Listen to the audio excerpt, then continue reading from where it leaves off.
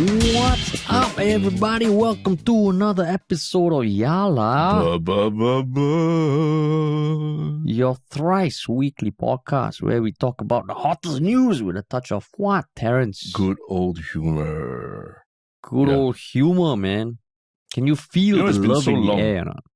What? Yes. No, it's been so long since we did, I feel like it's been quite a while since we did a Yala, but recordings, just the two of us and remotely, that you know what, the old shortcuts, you know, when you're on your keyboard, when you type in your browser and everything, then the URL just pops up, right? It didn't pop up this time because it's been that long. I think the cache has just reset itself and all that, so it's been what kind so of long. URL? Huh? What URLs for what? For the software that we use to record this basically. It's a browser based software, right? So when I type in the URL, usually it just shoots me to the Yalabat studio, and then I just click and go in. But today I had to I have to type extra and then click here, click there, just to get here. That's how long we've not had a session like this. And Terrence, there's also something called bookmarks, no? I know. Yeah, where and you don't need to tabs, type, tabs and slowing down your computer and then needing to upgrade computer because of that, right? I have combined that. I have a folder called Yalabat Research, and when I right click and I say open in all tabs, it opens up 14 tabs where I can get all the news and stuff that we need to do for research. I see. Okay. Yeah, instead of typing all of those URLs in 14 times, Terrence. Yeah. It's called bookmark. There's only one URL that we need. We only need one URL. Everything else is clutter. Record, what? Everything else is clutter. You're like you're a digital hoarder, You're a digital hoarder. For research. No. I pull up the tabs when I need to research, and then once we got the juice, we start the podcast, and boom. After that, I close. And I would close also. Say close all tabs. I was like, yes, please. Close all tabs. Okay. Yeah. But yes, we've not done that. that sort of mind decluttering for a while. We just talk about stuff going on. I feel because last week was we were quite busy last week with a couple of things. In the works. We were doing voice recording for our animated that's right. TV series. For what again? Sorry, can you just repeat? Because we have mentioned, I think before, that we are working on an animated TV series, adult themed. Not porn, okay? It's just like more mature themes like politics and backstabbing. And there's a comedy. And last week, last Thursday and Friday were our two first voiceover recording sessions. Yeah. With the cast and the directors. Yeah, we're working with the team that created that beautiful NDP animated video a couple of years back. The one where I think it was Lin Ling, right? The singer Lin Ling. Lin Ying. Shy and all these other young and upcoming talents all sang the NDP song, and then they overlaid animation on the MRT and everything, and it was really cool. So we're working together to make some magic here, and that's what we've been busy with. And we recorded in our studio that has been rejigged, which you can see on our Instagram. And also shout out to Tristen, who was our recording engineer for 2 days, plugged in all the way. So shout out to Tristen. Shout out to him, Shout out. But but we're back. We're back, and there's been so much going on last week, right, with the parliament and things going on even in the international news as well. That I was just like itching to get back to talk about these issues, right? Yeah, that's why some weeks we have nothing to talk about. Yeah. But last Friday, I remember we were recording. We're like, oh fuck, this is perfect. And finally we're talking about it today. That's our first topic. Yes. But before that. As always, we want to plug something. But this time, we got something to celebrate as well, right? Yeah. As of Friday night, Tristen told us that our Yalabat TikTok, which only started like a few months ago, has gone past 2,000 followers. I think now it's closing in on 2,100. And some of the videos have like 160,000 views, man. Yeah. That's great. Yeah. That is great. So if you haven't checked it out, basically we share excerpts from this podcast, like the funniest or the most insightful little tidbits, and check it out. That's right. Cool, man. Cool. So, shall we jump into the big talk about the green and white elephants in the room? Yeah, the attention-grabbing headline. Yes, it really grabbed everyone's attention and grabbed grabbed some people by the balls also, like, you know, like I think they felt like they were being held over fire in the last week or so, like, right? And it's even made international news now. That's the crazy thing. Yeah. And what is this topic? It is the topic or the roller coaster of a ride that a member of parliament, Pei Ling, has taken us on alongside Grab, the multinational super app that is trying to conquer the world. It took us on this big ride, right? This big ride, roller coaster of a ride. That I still don't know whether we are on or we're off. Yeah, the ride feels like it's still going on, but at a much slower pace, but it's still going. And basically, it all started on 1st February when it was announced that Pei Ling, who is a member of parliament, and she is currently the MP for McPherson. She's also the chairperson of the Government Parliamentary Committee for Communications and Information, and a member of the GPC, Parliamentary Committee for Culture, Community and Youth. Quite a stacked portfolio. On 1st February, it was announced that she was taking on the role of Director of Public Affairs and Policy at Grab. And she posted on Facebook, on LinkedIn. It came out in the news, on CNA, and I think all the major newspapers. Yep. So it started that way, but very quickly, to speed through the chronology, by the next day, 2nd February, there was already a lot of chatter online, a lot of debates online on Reddit, a lot of queries on Facebook about, hey, isn't that a conflict of interest? So she addressed it. Grab came out and addressed it. PAP addressed it. And as of 10th February, which is last Friday, she was given a new appointment to be the Director of Corporate Development. Grab. So that's where we're at now. It is Monday. But what was your first interaction with this whole story? At what point? No, like you, I mean, from the very start when it was announced, I really took notice of it. And I was like, initially I already was like, something smells off here. And then slowly over the next day or so, you know, we started to see a lot of comments online.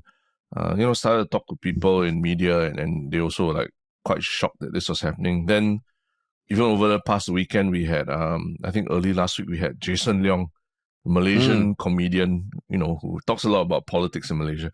Even he had heard about it by then already. And he was like, whoa, what the fuck's going on there, man? Like, and the, you know, I think people on our Reddit also were commenting like, hey, for a Malaysian political comedian or comedian to be able to say that Singapore politics got something wrong means you really got something off, you know? And so that was like, I just knew like it was something that had to be addressed. It wasn't going to just go away quietly or you know, just die a slow death. I was hoping they would talk about it in Parliament, but you know, the parliamentary debates were dominated by a bunch of other things as well. And I think you and I talked about talking about it in a podcast, but I felt like something was going to happen by the end of the week, right, to address all this. So we give it a bit of time, and here we are right now. Yeah, and I mean, the funny thing is, on that Jason Leong podcast, he was almost prophetic. Do you remember what he said would be the best way to do this if Grab and PAP could go back in time? Yeah, no, I remember. Get Pei Ling in and give her a different role. Yeah. Different title. So, different title. Yeah. Different title, but maybe whatever they wanted her to do or she wanted to do, she can still do, but don't be so public. And he was making a joke saying, why Singapore, everything must be so by the book? No, you're not doing this. Just give a different title. Yeah. And by the end of the week, I don't know, did they listen to the podcast or something? Because that's what happened. That's literally what happened. She's the director of corporate development. Like, even when I heard that, I was like, what? Because to me, which part do you go what? Like the reappointment? The fact that she was just given another appointment. Oh, okay.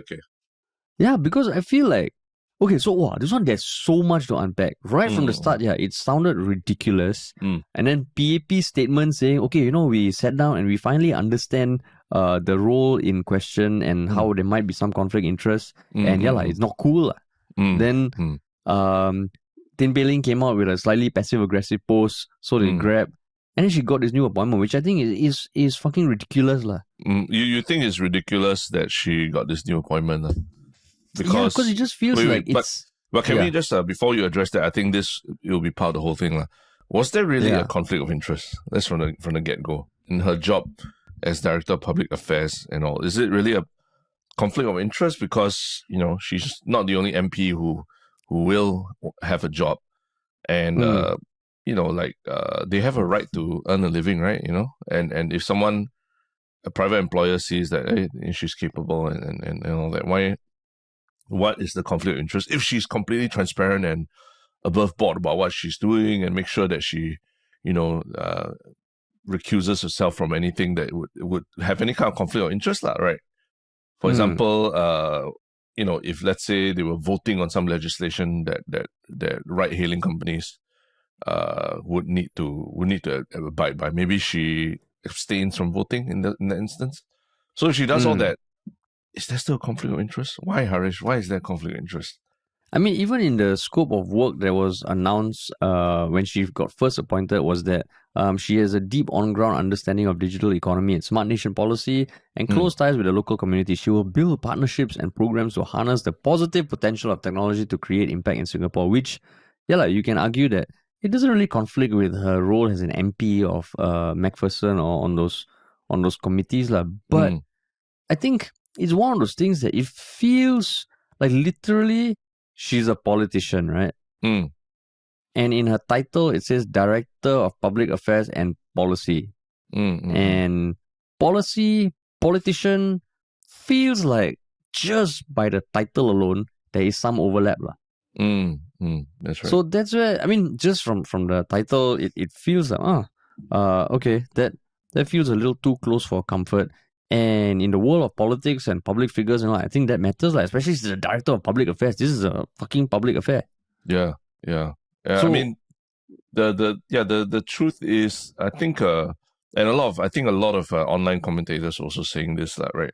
Just because you're transparent and above board about what you do for the company and all that, doesn't necessarily mean there isn't a conflict of interest, right? Conflict of interest can arise regardless of the best intentions and all that. And that's why when you're in the private sector long enough, you know that there are certain things that can't be done. And then I speak from my own experience, when you work in finance and things like that. Within a bank, for example, there's this thing called like a Chinese wall, right? Where for example, the corporate advisory section of the bank, you literally cannot have any communications with someone who works on, let's say, the sales and trading side, where they buy and sell shares on the public markets, right, to make money.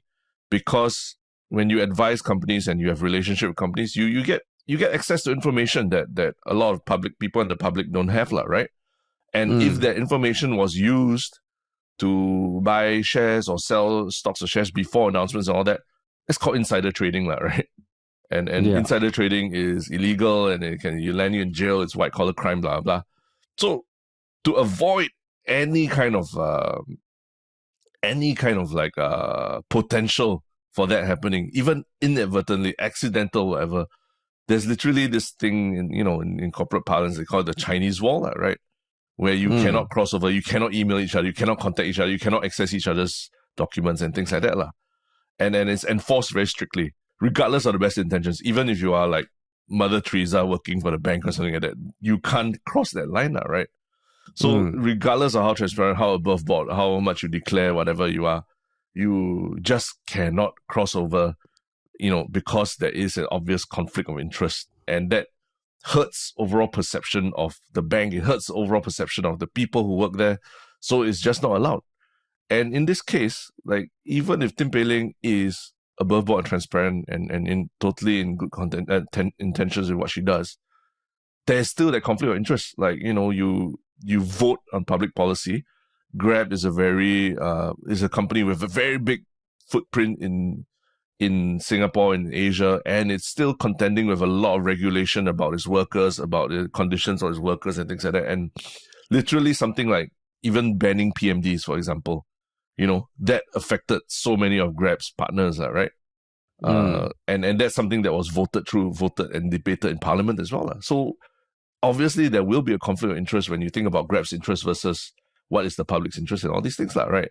And that's where, even if you, even if it was Mother Teresa or someone saintly that was put in that position, you just want to avoid there being any potential conflict of interest, because it will hurt the reputation of both the establishment and that means the government and the Grab itself, right?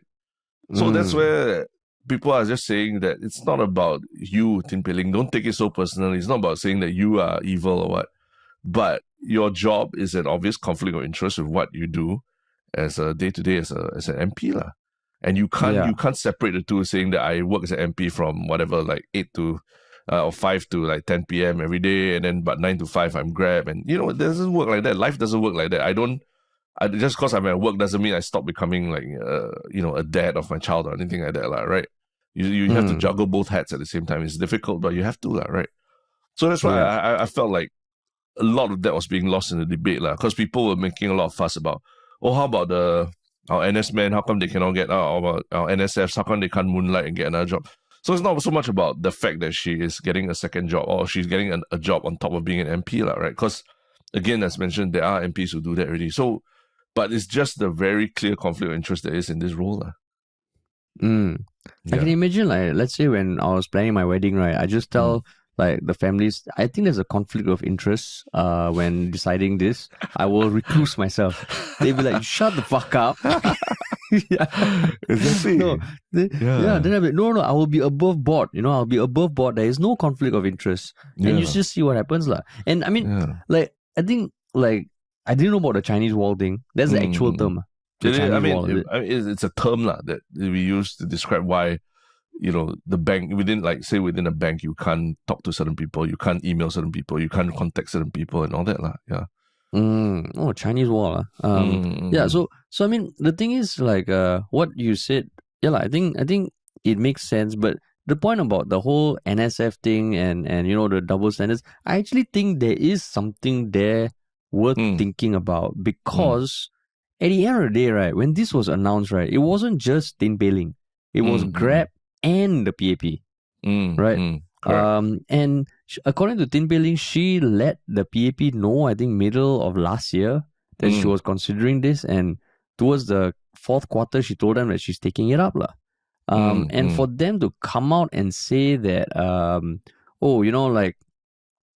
we finally understand. So the PAP, what did they say? The PAP noted this and did not object. This is from their statement. Earlier this month, following public comments about Ms. Tin's appointment, we discussed the matter with her again to understand better the scope of her duties. It then became clear to the party that she would be expected to engage regularly with government ministries and agencies on public policy issues on behalf of Grab. So when the point about the other roles of society and all that, where it is a blanket thing, right? I think it is worth pointing out that how the fuck did this get passed? Not just PAP, not just Grab, even Tin Pei Ling herself. Like the notion that, okay, I can imagine Grab, they already try to quantify everything that we do, from scrolling and all this, into like metrics and stuff. They probably laid down, they do have a document that talks about conflict of interest. I think it's like 13 pages, very, very specific and explicit. And even the PAP, they have a rules of prudence, which PM Lee issued after the election in 2020. So they probably thought they mapped it all out. But how does this get past not just one, not just two, but three parties who are leaders in their own right? And when you look at other things about the moonlighting, I mean, not just the NSF things, I think it's one of the truths of society, I guess, that the higher up you go, the less people question. Yeah. Actually, there's a lot of what you said that I actually do want to try and break down a bit. Can we talk about the NSF moonlighting issue first? Because why do you think that is a valid comparison to what is going on here? I mean, I wouldn't say it's apples to apples, but I think it is. It's one of those things that ultimately, if you're a politician, you're a public figure, there is the notion of optics, right? And consumer confidence, citizen confidence. And when you see, like, on one hand, people treated so black and white, right? Like, this is a no-go. It's not even negotiable. But at the upper echelons, you see people almost take this for granted. It's not say they tried and got rejected, no. If it wasn't for people making noise, it would have gone through. Yeah. And that's why I feel like, whoa, man, how you expect us to have like faith in the regulations and even his rules of prudence and all, if it wasn't for all the noise that got came up. So But I'm just saying it's. but can we drill down a bit to why you think an NSF should be allowed to moonlight? I'm not saying I'm not saying they should be allowed or can be allowed. I don't think they should, and I think certain roles, you shouldn't moonlight. Or if there's an opportunity, you should declare. But it's almost very heavy-handed approach lah, that you cannot do this, and there's almost no leeway about people establishing, why can't I work a second job? I'm doing great at my first job. I'm doing better than my colleagues, but it's a blanket. I cannot work a second job. Yeah, and I mean, so if I'm hearing correctly, it's not even just about NSFs, right? It's about in the private sector. When you sign a contract with a company, for let's say, for example, for us, you sign a contract with a production company and all that. Moonlighting is a very big question mark also, right? We won't blanket say that it's impossible, but a lot of times, like if you're working on a production and your time is spent there, if you tell your boss like, hey, I can't make it for these dates because I'm also doing something else outside. There'll be a very big question mark about your commitment to the company and all that, right? So even just in private sector itself, these things are asked. These questions are asked when someone takes up a secondary role or moonlights or has a side hustle and things like that, right? That's why normal people on the ground have to be quite quiet about side hustles that they're doing, especially if they work in a big corporate and all these things, right? Because it's a bit of a gray area about whether it overlaps with what they do and all these things. I'm sure you know people, and I know people who work, 9-to-5 corporate jobs, but then they also have like side hustles or they're starting companies on the side and things like that, right? And I think a lot of times it's as long as it doesn't affect your work performance kind of thing. So in this case, she declared it. She was openly transparent and declared it and all that. But it does call into question, hey, does it affect what you do day to day as an MP as well, right? Because your time involvement and all these things. But plus, on top of that, beyond time, is just when voting for or against a policy that would affect Grab, will you be affected by that, right? And if you abstain from voting, then that means you're not doing your job, right? You have to exclude yourself from an important piece of legislation, from the decision of representing your constituents for an important piece of legislation. So how can you say that it does not affect your job duties as MP as well, right? Yeah, exactly. And because Grab touches so many aspects, there's not just transport. There's food, there's finance. Yes. And they want to be a super app also, right? Yeah. Then suddenly you see like McPherson, the surge charge damn low, no? Like no delivery fees. Yeah. So I think there's something important to say also, that it seems like Pei Ling, I think, she's a politician who got off on a bad foot, right, so to speak. Foot stomping during an interview and showing off her Kate Spade bag. So I mean, all those years, that was many years ago, and you might say, she's a very different person now. And she apparently is very, very popular amongst McPherson residents, or from what I can see online.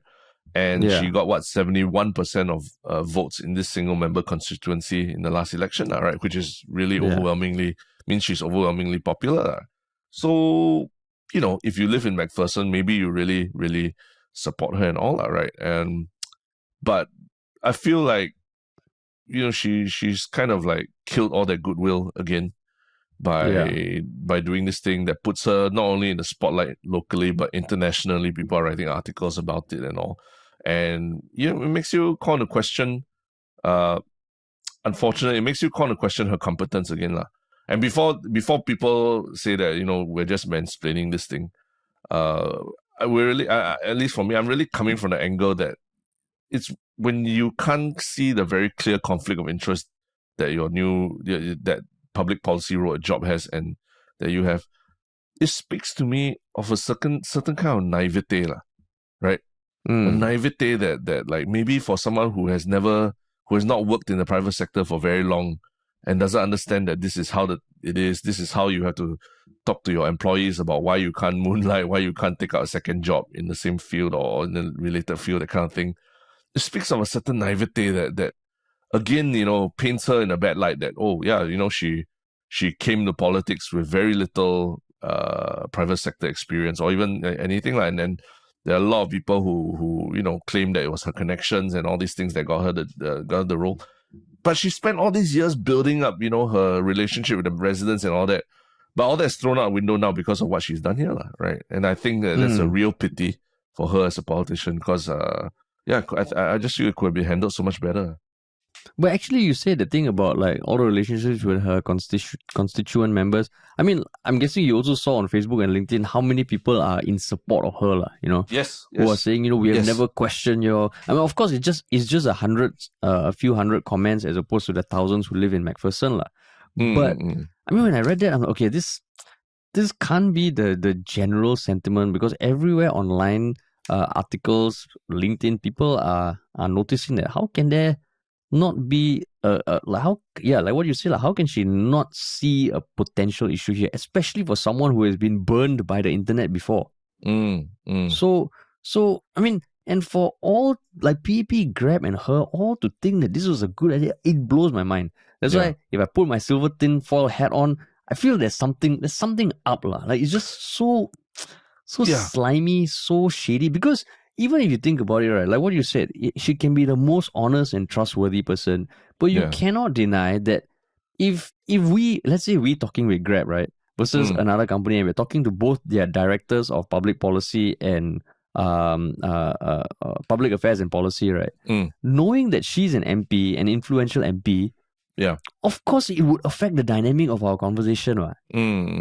Right, and I won't deny, as business owners, if we need to think about who to pay more attention to, this will be a factor.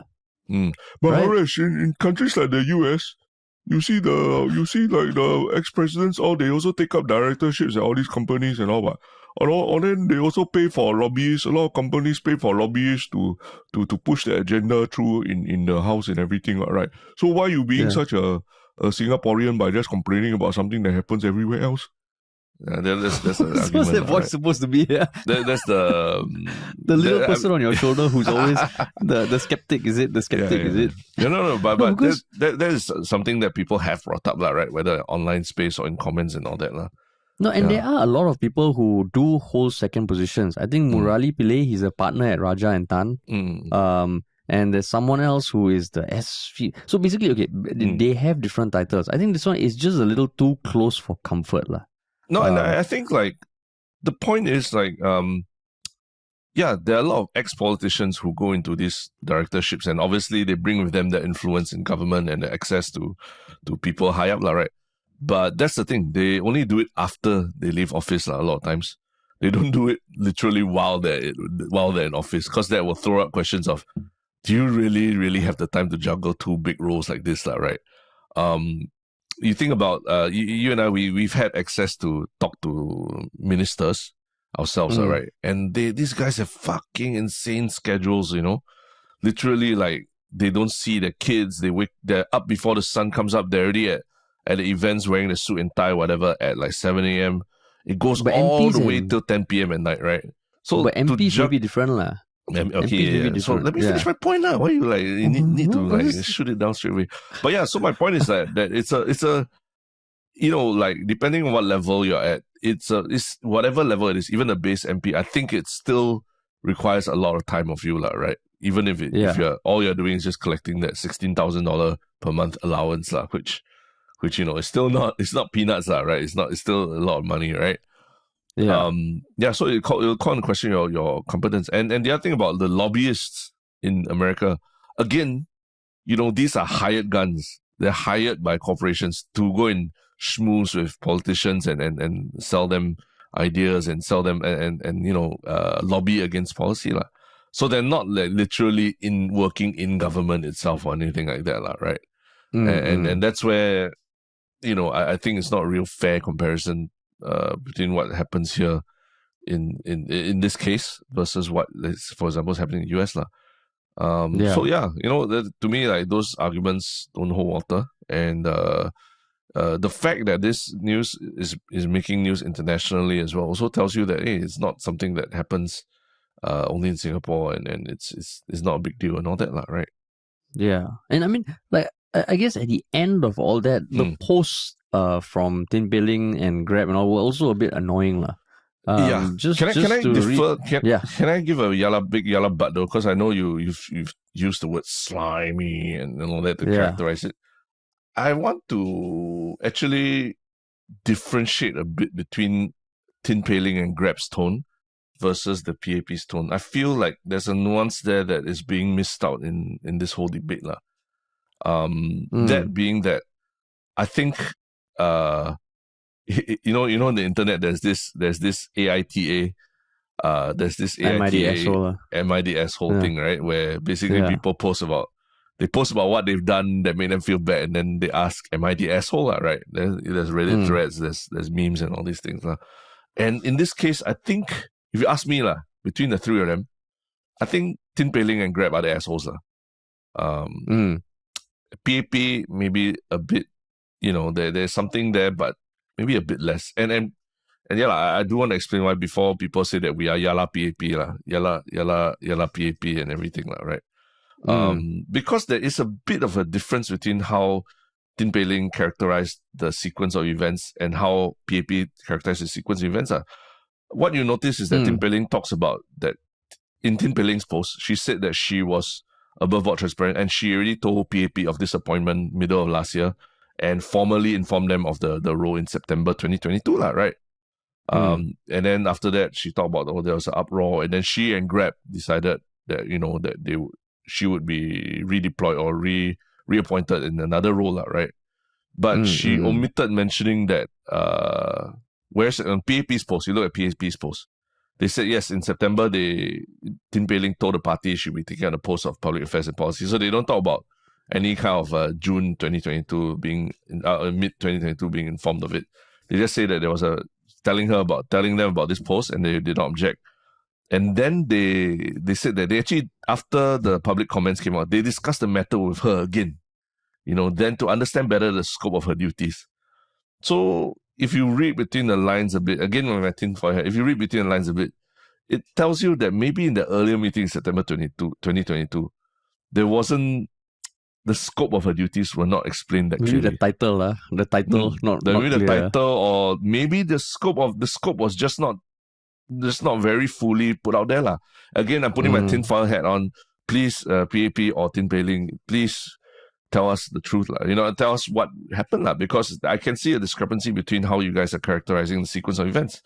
And then PAP goes on to say, in that subsequent meeting, it became clear then that she would be expected to engage with agencies on public policies on behalf of Grab, which, tells you something, because like what you mentioned, the rules of prudence says in no circumstances are they to abuse their status as MPs or their access to ministers, civil servants, and government agencies. So it's very clear that her engaging regularly with government ministries and agencies on public policies on issues of Grab, it's a direct conflict with that rule of prudence, right? To use your access to ministers and all that. So my whole big point here is that even though everything to us sounds like, how can these three parties all have fuck up like this? It seems quite clear to me that there's a specific reason why Tin Pei Ling has left out the fact that she had this subsequent meeting with PAP, but PAP is bringing up that they had a subsequent meeting with her, and then she clarified what the role was, right? It tells you something that something wasn't right in that first meeting in September 2022, where one party thought they were fully transparent about what the other party felt like, hey, maybe she did not reveal the full scope of her duties. So again, everything here is speculation. Please don't puff us. We again are speculating based on what information you guys are giving out to us. But what I'm trying to point out is that it's there's a nuance to it. And again, like you, I really couldn't stand the tone of Tin Pei Ling and Grab's assertions about it, right? I think Grab was, to paraphrase them, they were saying like, oh, it's very hard to do things if everything that Tin Pei Ling does is, looked at with, question the intentions behind her act and all that. I'm like, what the fuck are you talking about? She's a public figure. She's literally a member of parliament. Of course, we have to scrutinize her actions. In fact, in Singapore, we don't scrutinize the actions of our public figures enough, if anything, right? And I talk about actions in terms of like literally what they do in parliament day in, day out, or even like tax returns or anything like that, right? So to me, it's like Grab that's fucking gaslighting people, like trying to tell us that we shouldn't be questioning our politicians, as a corporation to be saying that to the population. That's like fucked up, and that's gaslighting to me. And again, like I think Tim Pei Ling, she went on about being above board and transparent and brought up that she's done a lot of good in McPherson. I'm very happy that for McPherson, that she's good and all that. But don't gaslight the rest of the population for asking questions of our public politicians and all that. Whereas in terms of PAP statement, I think if anything, it is something closer to an admission that there was something off in the process, right? Whereas Tim Pei Ling and Grab's one was like, there's nothing wrong with our process. It's you all make such a big fuss. That's why it's fucked up, And that's what I didn't like about it. And that's why I wanted to point out that there is a difference between the PAP's response and Tim Pei Ling and Grab's response. Yeah. Yeah. Thanks for summarizing everything that I was going to say. Oh, shit. But you were not. You were just going on about how slimy you felt it was and all that. Dude, my intro statement was, I have issues with all three statements. Oh, okay, and then you went back to slimy, and then you went to talk about everything. Okay, I mean, kudos to you. I think you summarized it, and I didn't pick up on the PAP thing. But now I got nothing to say, Terence. I got nothing to say. Okay? Yeah, but you can no. I got. You can disagree with me. That's what our show is about, right? You can disagree with me. Yeah, and I also noticed you're wearing a white shirt, Terence. No. It's slightly got off-white stripes also. Off-white. Okay. But it's not green. No, so FYI. Yeah. So I mean, I didn't read too much into the fact that the PAP said they had this second meeting without putting on the tinfoil hat. So I didn't like their statements for separate reasons. For Grab, same thing about the question thing, and then the ending off with saying, how Grab is, grabbers are the backbone of our mission to create economic empowerment for everyone in Southeast Asia and blah, blah, blah, blah, blah. But the first part was like, it almost felt like what they were saying is like, this is actually fine, but because people were not happy, we find some way else that we can work with her because she's really good at what she does, we are really good at what we do, and we want to do good together. Yeah. Then for Tin Pei Ling, the certain things was like, I understand have long come to accept the public scrutiny that comes with being an MP. Would never want to hinder my ability. This would be the case if my intentions and actions in the future are always called into doubt, whether justified or not. Yeah. Walao. So it just feels like, and PAP's one also, I really didn't like it because it just plays the clueless uncle thing. And in the scope of politics, right, can you imagine if an opposition party did it? Hola there'll be committee of privileges and all set up to discuss this. So I didn't like PAP's statement because they just wrote it off almost like, we didn't understand. It's your duty to scrutinize your own self, check own self, right? That's the thing, right? Yeah. PM Lee put out the rules of prudence for you to uphold your own standards, right? So all three statements were annoying as shit. And I don't know, man, just reading the post just left with I feel I need to shower after reading the post. Yeah. It did not, you fuck up like that. I almost feel like, okay, I guess maybe it's a no-go in politics to admit that you have done something wrong. And the fact that Grab changed the role so quickly is almost like an admission that they fucked up. But they did not admit They did not admit they fucked up. They still left with such a... there's a difference if you... angry when they posted it. It almost feels like if you really believed in it, it was that or nothing else. You don't trust us? Fuck it. It's almost like, when you catch someone who does something wrong, if they really stand by it, right? Part of me would be like, shit, maybe they're right. Maybe there really is nothing wrong. But the fact that you change so fast, right? I'm like, guilty. Yeah. Guilty. To quote Grab, because I don't want to quote them wrongly. They said, we acknowledge that this, that means hiring Tim Pei Ling and having her serve the role, is difficult if the intent behind every action or position she takes in the future is doubted or called into question. And again, I'm like, of fucking course people are going to question it, because Grab, you literally were founded on the mantra of move fast and break things out, right? That was your founding mantra with whether it was Uber or Grab and all these ride-hailing companies. They were meant to call into question and break the infrastructure of private transportation as it was, right?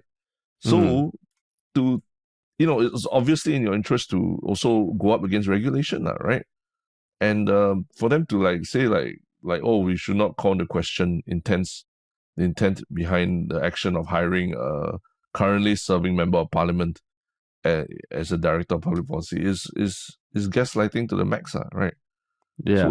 So I really didn't like the tone of that. I didn't like Pei Ling's omission that there was a subsequent meeting with her own party and that she, again, like you said, if my intentions and actions in future are always called to doubt whether justified or not. If they're justified, that's why it's happening, And you want we talk about having a more politically literate population who cares about policy and all that. You're literally saying don't read into my intentions, even if it's justified or not, right? So then, like in Yalabat spirit, right? Like, would you say that philosophically you're like, no, MPs shouldn't take on a second thing regardless of role? No, I'm not. I'm not like I'm not gonna die on either hill saying that, right? Because the truth is, there's no. Would I want a system where rich corporate lobbyists are working under the table and giving future kickbacks or whatever to politicians? Because like what Lee Kuan Yew has said very famously before is that when you pay people more, then you avoid problems of corruption and all that. Do I want the opposite system where we have to rely on all these favors that are doled out between high ranking people and all that to get stuff moving? No, I don't think that's a great system either, right? But I think if anything is that you want to talk about really having transparency, then go for radical transparency, like talk about release the details of your pay, release the details of who's in your team or things like that as well, right? Then really go all out and be transparent and not just say I'm being transparent and there's no issue, and then after that just expect people to just take it, which is the opposite of what we want to do here, whether it's on a podcast or even I think there are a lot of people in that work in the civil service in policy who want the population to be more literate about all these issues, right? And I don't like it that they are just that Grab and Pei Ling was just trying to say that, oh, it's just your haters, that's why we have to address this, Your haters. Your haters. It's not that we had another meeting with the PAP and then we decided, okay, maybe there was the issue of conflict of interest. So that's why to me it's like at least the PAP statement lays out to me more clearly, like, okay, what happened. There wasn't an admission, they didn't say sorry we fucked up or anything like that, but there was an admission that there was part of the process there was a breakdown in communication somewhere that got clarified later, in a later meeting, right? And then it was very clear to them, okay, there's a conflict of interest and let's change it, right? At least you lay out the sequence of events. You don't say sorry, but you lay out the sequence of events. I understand better what happened. Whereas Pei Ling's one's really like, oh, because of your haters, out of the goodness of our hearts, then that's why we're doing this, Yeah, which is like crazy. Yeah. I'm also not opposed to them having second roles. I know the official thing is that the PAP or the government doesn't want a parliament full of people who are just got no industry experience. I can see that having some merit, but I mean, I'm not averse to them taking on second roles. And especially if they are good people, honest, and all that, and they do add value to the different boards for the greater good of society, sure. But that transparency thing is lacking. So you think this will come up in Parliament? No, I doubt it will. You don't think so? I don't think so, no. Well, I mean, I don't know when. Honestly, I don't know how the trappings of Parliament. Like just questioning the process, questioning the process of second role. Possibly, yeah, from a opposition MP, it won't be. Leong Man Wai. Leong Man Wai sharpening his blades already. Yeah. But maybe there needs to be a discussion about what exactly is the process, and I think everyone, if you talk about transparency, everyone should be more transparent about the process. I wish Pei Ling also shared that there was a subsequent meeting also, because that would change my perception of how it was addressed, but she didn't share it, and then it took the PAP's post to reveal it. Because this to me is a big crack in the faith of the PAP process for this particular thing, and for Pei Ling as for her thoughts and all that. And I mean, it's just it's just damn surprising that it has come down to this and that she's still going to be working for Grab. Yeah. But there was this like super boomer meme that was going around, like it was a green screenshot. Like, before you grab that great job opportunity, tin first. I mean, it's so bad that it was funny, lah. I just had to like. So bad that it's so good. I saw it on a much older person's phone, then I had to forward it to myself just for the heck of it, lah. Yeah. This discussion hopefully will spur comments, because I know there are a bunch of Reddit threads already talking about it. Yes. So let us know your thoughts, man. Yeah. I mean, and you know, feel free to disagree with us also. I think a lot of what we're speculating and all that is the only information we have from their official statements and press releases or Facebook posts, sadly. Yeah. You know, there's probably not going to be some committee of inquiry about how this happens, or they're never going to adopt that whole radical transparency, which is a thing, right? I think in the startup world of like, from everyone from the CEO to you know, the lowest ranking person in the company, like the salaries are revealed publicly and all that, right? And the idea is somehow it builds a sense of trust and the sense of a common mission that everyone's working towards. You know each other's pay and you know what each other brings to the table, and that holds you more accountable to things. So I doubt that it's ever going to be that level where Tim Pei Ling reveals a salary at Grab or what. But it'll be interesting to note, yeah. Especially because there's a review of I think ministerial salaries and all these things coming up as well. Yeah. So it'll be very super interesting if that happens. Yeah. Super interesting. Cool. But yeah. Cool. You know, we went back in time a little bit to 2011 when people were questioning Tim Pei Ling's competence and everything. But again, another figure from the past has emerged to create a lot of noise on social media as well. And it's got people buzzing as well. Well, and who is this person? It is none other than socio-political commentator and businessman Kelvin Cheng. And his current post, string of posts talking about calling for a boycott of businesses that only accept cash. And with posts like another backward food court in the CBD that only accepts cash. Name and shame. So he's gone down the path of like naming and shaming entities that don't accept digital payments. And I mean, it's interesting. Got people on both ends. I think some people are saying there might be good reasons. So don't just shit on them that fast. But why were you so fervent in your desire to talk about this? I mean, the truth is that Singapore is going towards being a cashless society, right? I think there's a news recently that the kopitiam, those cards, discount cards that people used to use in the food court, kopitiam food court, they're going to transition to all digital versions only, right? So it's happening. It's happening around us. And I think in this case, Kelvin Cheng, you know, he's an entrepreneur. He's a businessman who has his fingers in a lot of different pies, right? He sees that there's a lot more potential for digital payments and everything in Singapore, and he's angry, right? That some places refuse to move forward with the times, And is that really a wrong thing for him to be so angry about it, that he's taking quite an extreme view of, say, naming and shaming them? I think that's what's interesting to me. I mean, I guess the naming and shaming, that one, it feels like really must go down that path. But I mean, if he is super keen about having digital only payments, also must note the context that he has a Web3 company that's based out of Switzerland, I think, that recently just got approval from the financial authorities there. Yeah. And he seems like quite a savvy businessman, even though hard to tell his past exactly what he did and how successful it was. But yeah, so I think the naming and shaming, that one feels a bit weird. And he continues to defend his naming and shaming. Yeah. So he defends it in the context of, I think if you look at because he's very active, right, in his own comments as well.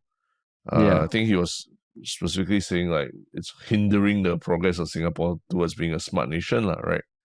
Yeah. And that's why he thinks it's really terrible. And I think he also clarifies that it's not the entire food court. It's just some vendors within the food court, right? Yeah, Yeah, correct. yeah. But yeah, so what do you think? Like for me, the naming and shaming is like, I mean, on one hand, it's public info lah. You can see the signs are not even hidden lah, right? But I still feel like, okay, there might be reasons lah. There might be reasons why certain stalls or hawker centers don't want to accept cashless payments. But what do you think? Yeah, I think maybe the only thing that it's kind of strange to me is like, what's the point of naming and shaming or them or what, lah, right? If anything, it might actually bring more customers to these places, lah. Out of like, a defiance to his call to name and shame. Because I mean, he is just someone who is very like very bullish about digital payments and wants to move forward with it. And there'll be businesses who will, take time to transition there or get there one day. Maybe the older people who don't like or don't know how to use their phones and all. But it's not that we name and shame them. We have to, what we need to do, and I think we're not doing enough, is to really educate them and convince them of the possibilities and protect them from the downsides of it as well, right? You look at all the scams that are going on now.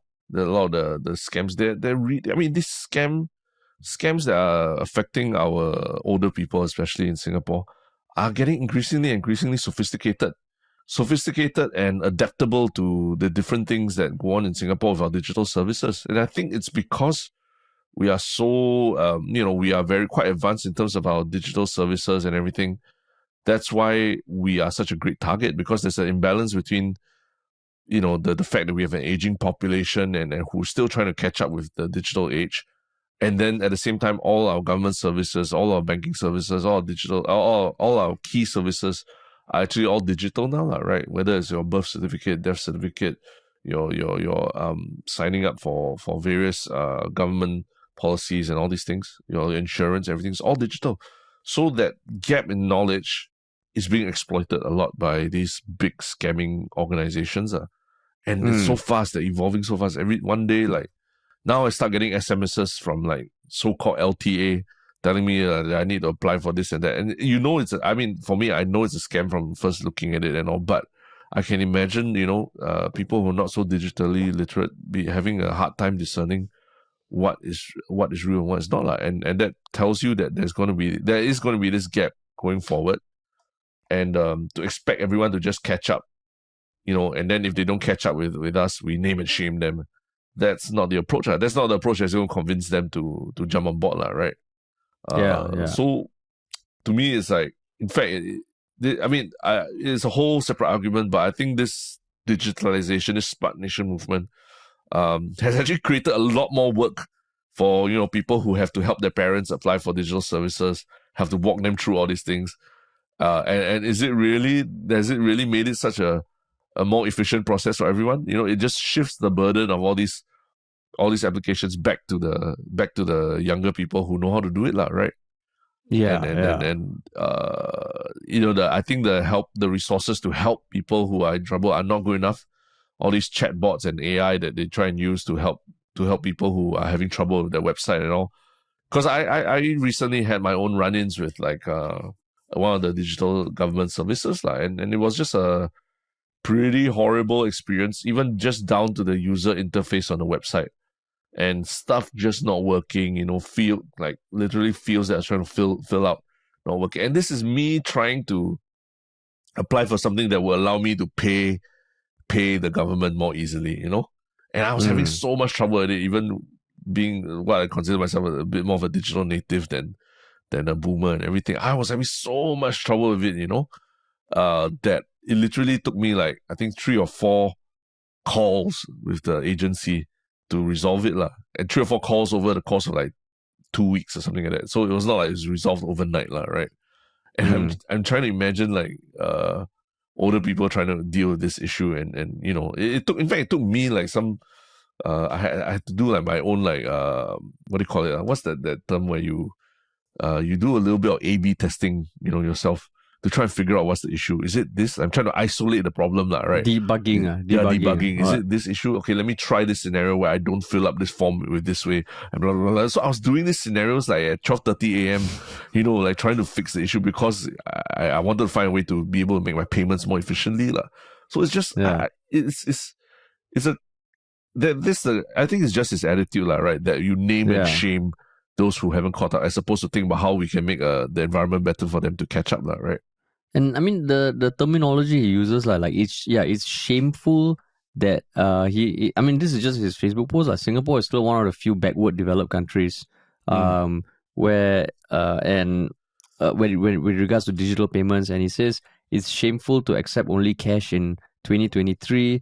Embarrassing for an advanced nation. They should not be allowed to operate in the CBD, especially. So, I mean, I was just thinking about it, because over the weekend, I bought chicken rice from this place in Katong that is some dope chicken rice. And I used to be able to order from them online, but now they don't take orders through any of the apps. They don't take orders from their website, and you go there, and it's a long-ass queue. And they are very clear, cash only. And then I was thinking, oh shit, cannot deliver, but the line never stops. So for them, right, as a business owner, whatever digital platform you choose to get payments through, you will have to pay transaction fees, right? If you have non-stop demand for your chicken rice, making thousands of dollars in revenue a day, 2%, it kind of adds up. So why would you want to pay that expense if your business is thriving already? Right? Are they shameful? I'm like, hell no. They run their chicken rice stall like clockwork, no. There's a payment booth, there's a LCD screen with a number. So when he says shameful, right, I feel it casts an entire blanket on all these hawkers, and maybe for their own reason, they want to simplify stuff. They prefer cash. Maybe in their day-to-day life, they need cash on hand. So you call them shameful. I'm like, yo, man, no lah. You want to post their thing, go and talk to them first, find out what their reason is, then you post their reasons together with this photo. Then people can make up their own minds lah. Or even use your role as quite an influential person to enact, more campaigns to help, help seniors or older people, join the Smart Nation movement and all that, right? I think he's a very influential person. He sits on a lot of boards. I've seen him on IMDA boards and stuff like that as well. So I don't see him as someone who needs to resort to using social media to name and shame people in order to get them to do something, right? There's other ways to do it. But then what if it's coming from a very noble intention? If we don't transition fast, we will lose out. Other countries where everyone has adopted it, it results in it's one of those things that if everyone adopts it, it's great, but if just a few people don't adopt, it slows down everyone. Maybe there's this noble intention in his heart, the tide, right, raises all boats. Is it that one? What? The high tide. Yeah. Raises all boats or something. Raises all boats. Yeah. I think something high tide, something raising the rising tide lifts all the rising tide lifts all boats. Okay. So maybe he's like the rising tide of digital currency is we need to lift the Singapore boat. We cannot have these little holes that are causing us to not rise fast, because if we don't, we will lose out. Yeah, what then if I would it's say bad intention, Terrence? But there's a good intention. But then I would say then go and at the same time you want to go and name and shame the individuals who choose not to be part of that high tide.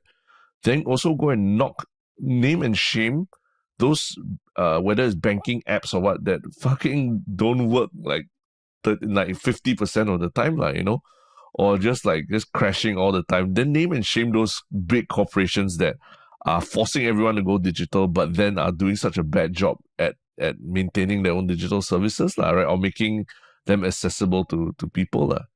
I think there's a lot more steps to do before you go and name and shame individuals who haven't caught up yet, right? That's putting the cart before the horse, I find. So that's why I get where he's coming from, and we can say it's noble intention, but I feel it's misdirected. Yeah. It's because it's easy to go and knock some small business owner who's not gonna you don't have a business or working relationship with, and you just don't frequent their stall. Just don't go to their stall if you're so unhappy about it.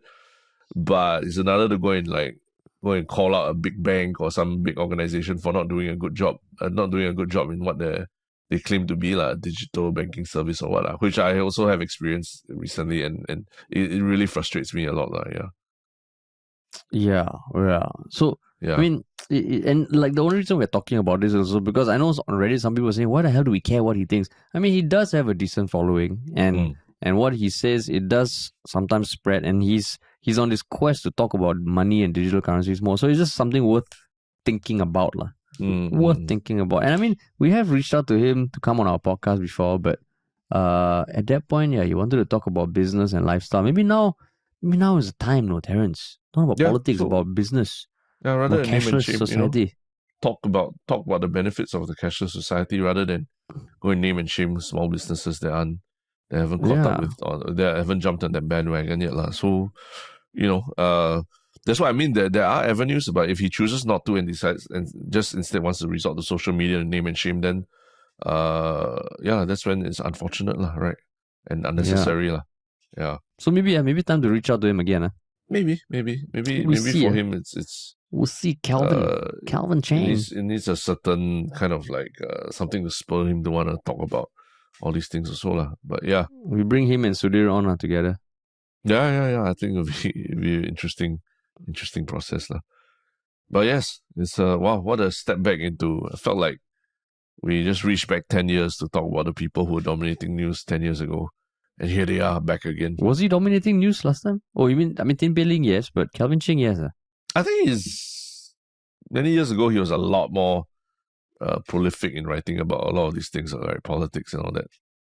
In recent years, I feel a bit less so. I don't know, maybe it's just also a decline of Facebook as a platform and all these things, and people moving towards Instagram and TikTok and everything as well. But on Facebook at one point, like a lot of people were checking out his page or tagging him and all these things, right? Yeah. Interesting. But maybe people have moved on. They've just moved on from Calvin Cheng already. Name and shame them, Name and shame, Name and shame. But yes. But cool, man. Interesting. Big discussions today. So what is your one Shiok comment of these past few days?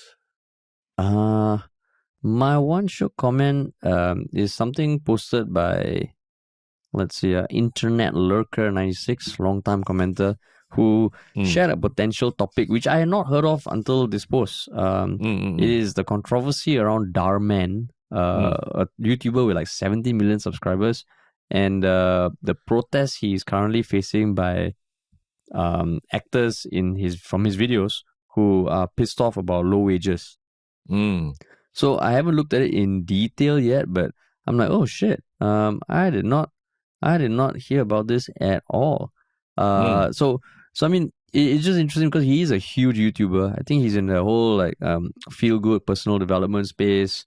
Done videos with Nas Daily, and I mean, he posted something that talks about how he met with the actors and talking about compensation. So I don't know enough yet, but I appreciate it when someone shares a comment that makes me want to dive deep into it, man. So cheers. Cheers. Yeah. What about you? Yeah, man? I think someone was mentioning as a potential Yalabat topic as well. Yeah, right? It's a potential Yalabat topic. Correct. Yeah. No, I think for me it's also something from our subreddit. There was I think people were suggesting that we maybe talk about the budget with a collaboration with like the Financial Coconut, right? Like we did last year. I think because the budget is coming up shortly, and I think there was even someone even pointed out that there was a call out by the Financial Coconut to maybe do something like that again. Yeah, but don't think we've set anything in stone.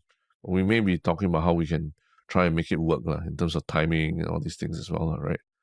Because it seems like there are some people who do want the Yalabat take as well on the budget. Granted that we're not economists by any stretch, right? So it's maybe something that we can look at, like if you want to see more collaborations with other podcasters as well. It's something that we could look at. Yeah. So I mean, potentially, because I remember having a lot of fun with that podcast last year, because I know dissecting the budget is going to be a monumental task, and it's coming out tomorrow, right? As Lawrence Wong's Valentine to Singapore.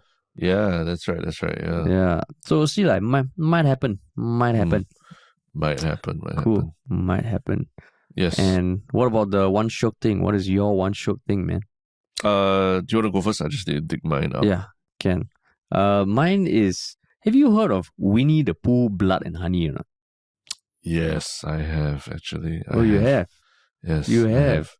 Wow, this blew me away, lah. So I mean, I'm sure most people, even if they're born like less than 20 years ago, you would have heard of Winnie the Pooh, lah, right? Winnie the Pooh is a very lovable child character that follows this Christopher Robin guy who's a young guy who meets Winnie the Pooh, Piglet, Eeyore, Rabbit, and Owl in the 100-acre wood, lah, and they become friends, lah. So I remember watching some of it when I was young. But there's a movie coming out called Winnie the Pooh, Blood and Honey, and you would think, if it's a lovable child's cartoon, why such a title? So the thing is, I think what happened, right? On January 1st, 2022, the book Winnie the Pooh, which was published in 1926, entered the public domain in the US, which meant that the rights were in the public domain, lah. Yeah. So there was a British studio that bought the rights, right? And they could do whatever they wanted with it, lah. So they came up with this concept. You imagine the plot, okay? Winnie the Pooh, the comic, is about this child who has these friends who are animals who can talk, right? Yeah. But this plot follows visits Christopher Robin years later when he's about to get married. After he, went off to college and he parted ways with these animals, lah. So the movie starts when he goes back to 100-acre wood with his fiancée, wanting her to meet these animals he grew up with and who he was friends with. But he finds out, right, that after he left them, the animals grew up. They didn't know where to get food. They got so hungry, they ate one of the group, and then they became serial killers. Yeah. And it's a horror movie. Yeah. And it was shot in 10 days on a very low budget. It came out in October 2022, and it did so well at a small theatrical release that they decided to launch a full-on 2023 theatrical release, and it's expected to do pretty well at the box office. It just blew my mind. It sounds awesome, and just the thought, like you hear it, it's fucking ridiculous. Have you seen the trailer? Yes, I actually saw it months ago. Yeah. Oh, you saw it months ago. I just caught wind of it. I don't know what put it up on my newsfeed. Yeah, the trailer came out August 31st, 2022. Holy shit, man, that is genius. Yeah, it just looks like a very, very, very violent Winnie the Pooh. Yeah, and I don't know. I'm curious to see like how the reception is going to be, because honestly, I thought it was going to be like this B-grade, like horror movie that we get very little buzz and all. But it seems like if you are hearing about it, means, and sort of independently, not from me or what, means that it is getting some buzz, right? That people are talking about. Yeah, it's getting some buzz. I mean, I think right now the thought is that even if the movie is shit, right, you'll still generate a lot of publicity because the concept is so brilliant. Yeah. Concept, and then I think there's talks about it that they're building an anti-Disney horror universe, which is like, maybe that's what we need right now to counter the power of Disney. Oh my god! Taking all your favorite franchises and just making them destroying them, Yeah, it was insane. But yeah, but yeah. What about you? My one Shiok thing is a video that I just watched recently. It's one of those video essays about why e-ink innovation is so slow, by the YouTube channel Tech Alter. And what I really liked about it was that, e-ink, that means your Kindles and your all your other e-ink readers. The technology has been around for ages, right? Like, I'm thinking at least like 15 to 20 years or something.